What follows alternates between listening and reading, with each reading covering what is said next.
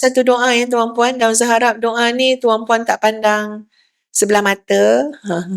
Maksud dia, tolonglah amalkan. Tolong amalkan. Kalau kita faham betul-betul, kita merengek baca doa ni pada Allah. Sebab tak ada yang merezekikan kita boleh buat baik kecuali Allah. Tak ada yang merezekikan buat baik kecuali Allah. Jadi doanya berbunyi, cuba ambil doa ni ya, mungkin sebahagiannya telah hafal. Ustaz ulang-ulang dah doa ni.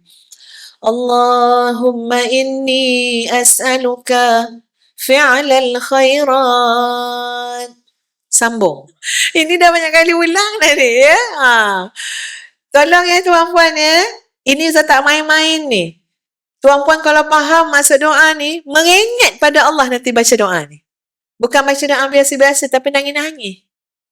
Allahumma inni as'aluka fi'lal khairat wa tarkal munkarat wa hubbal masakin an taghfira li wa tarhamani wa idza aradta fitnata qaumin fatawaffani ghayra maftun wa as'aluka hubbak wa hubba man yuhibbuk wa hubba amalin yuqarribuni ila hubbik. Itu doa dia.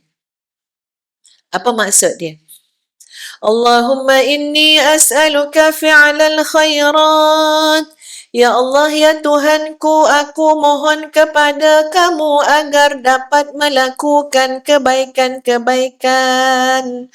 Wa tarkal munkarat, dapat meninggalkan perkara-perkara mungkar. Wa hubbal masakin, dikurniakan rasa cinta cakna kepada orang-orang susah. Hati tak bersih tuan-puan, tak ambil tahu pun orang keliling yang susah. Ya, itu penanda aras hati ni, hati bersih. Sebab apa? Hubbal masakin, cinta kat orang miskin. Dia bukan hidup ada kepentingan cik orang kaya je. Tak. Dia hidup apa dia? Hubbal masakin. Mata dia melihat mana golongan patut dibantu, mana orang susah. Ya, mana yang yuran masih tak bayar lagi ni. Hubbal masakin. Ini hati yang baik tuan-puan.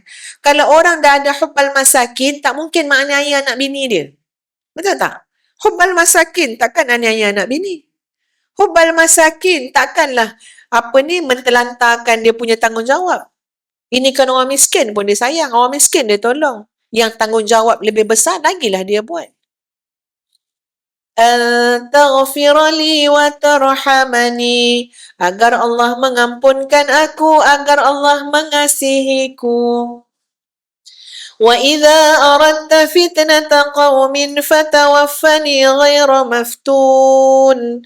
Dan apabila Allah nak menimpakan satu fitnah yang besar, takut kita tak mampu menanggung fitnah tersebut, tak mampu menguruskan iman kita lagi dah. Ya, tak tahulah fitnah dajjal ke apa benda. Fatawaffani ghaira maftun.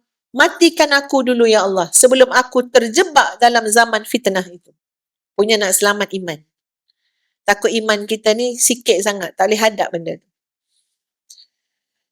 Kemudian wa as'aluka hubbak, ya Allah aku mohon cinta engkau. Wa hubba man yuhibbuk, cinta orang-orang yang mencintai engkau. Wa hubba amalin yuqarribuni ila hubbik, dan cinta kepada amalan-amalan yang membawa aku kepada cinta. Kita sekarang ni kena tengok sahabat-sahabat. Ya, sebab apa? Sebab kita cinta tak baca Quran. Ke cinta baca TikTok?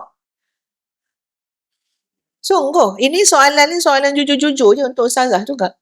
Dah nama formula tadi, keberhasilan sama dengan fokus kali tenaga kali masa. Kenapa kita kata kita cinta Quran, tapi fokus kita tidak Quran?